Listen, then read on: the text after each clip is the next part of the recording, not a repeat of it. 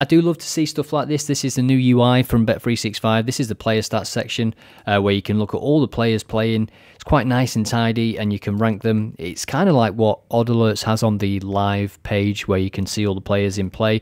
They've got XG for this, which is pretty good. I don't have access to that as of yet.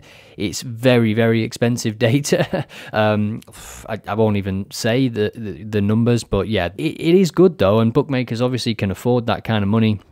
Like Bet365 has all the streaming games as well. They can afford to splash out on that kind of stuff because they've worked out that this kind of data, or maybe more interactivity on a game, leads to more betting, more profit.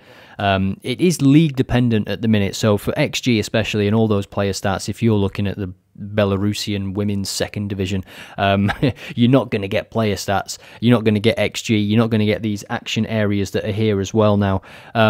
It's good information. It's better to have information. At Odd Alerts, obviously, we're all about bringing football data to people and making it accessible and making it easy to use. That's the whole thing with Odd Alerts. Yes, it started with alerts, but it's become just about football data and making it accessible. So when I see stuff like this, obviously, it's always a plus to see a bookmaker heading in that direction. With bookmakers, I've always favoured Bet365 just because of the UI. I was a designer, then developer.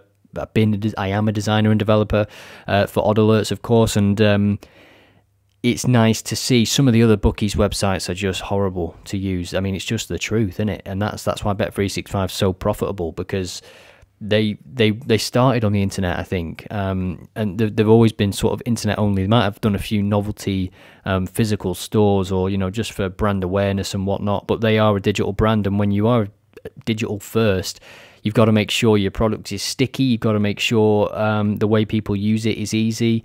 And yeah, some of the other websites, Pinnacle has a good website as well, but the other UK bookmakers, Sky Bet especially, it's clunky. It's not very good. William Hill is the same. Betfair is very annoying. Betfair feels very like 2004 in terms of the web design. Searching is hard in the normal Betfair, but then when you go to the exchange, the search just becomes so much better for some reason.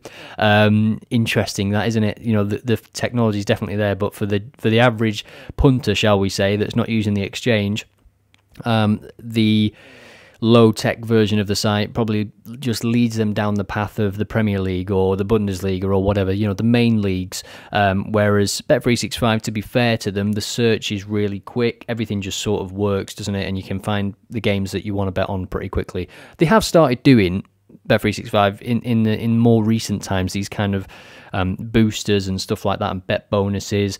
They've kind of played the game a little bit. They didn't pioneer that kind of stuff. I think they were one of the first for the bet builder, but for me, Bet365 has a massive market share because they're just better at the technology. The app is the app of choice for most people in England because it just works well.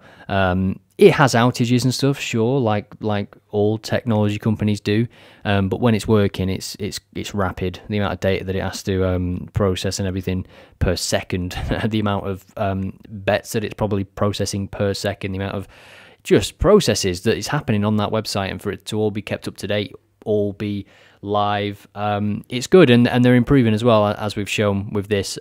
So yeah, XG, player stats, detailed player stats, and a nice little player grid as well, which is yeah, it's good.